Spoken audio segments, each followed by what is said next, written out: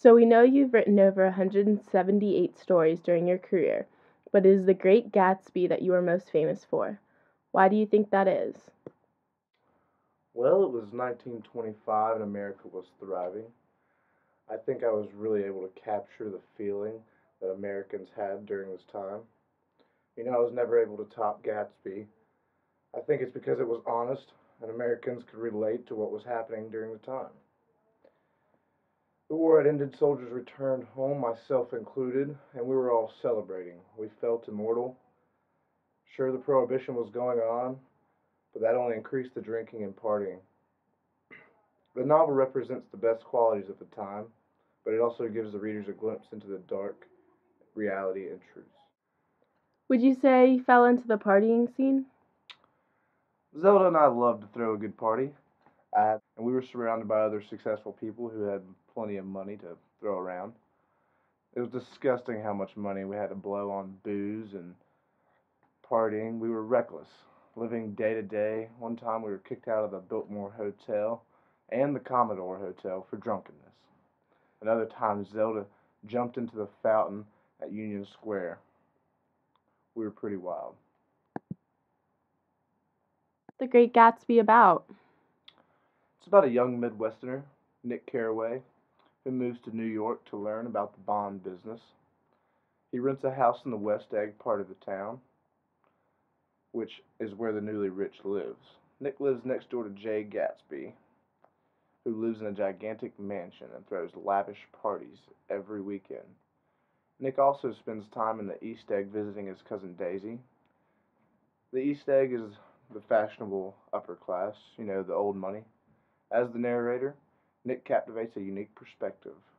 He gets to see both parts of New York during this time.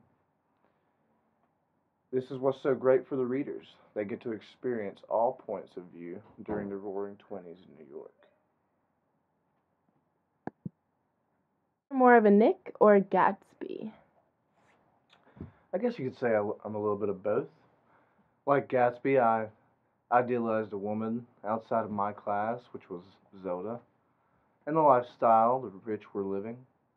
I also connect with Nick because even though I was a part of the lifestyle, I realized what was going on and I could see people losing their lives.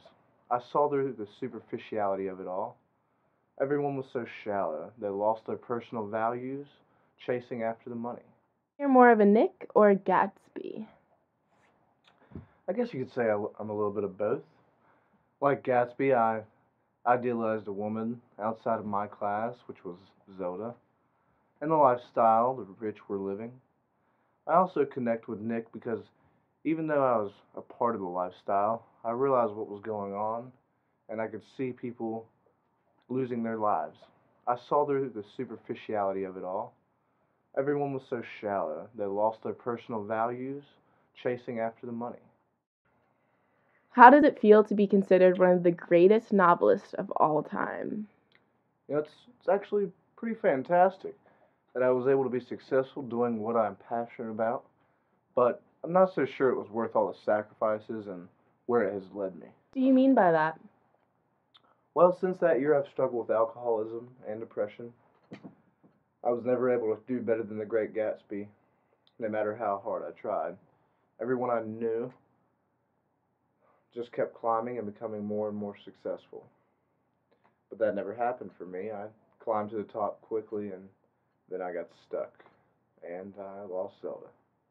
What can we learn from your story? Well, you can see the Roaring Twenties, the Jazz Age, whatever you want to call it, as a celebration of the self indulgence of wealth, or you may see it for what it really was, a fable warning of the consequences of that shallow life that everyone lived.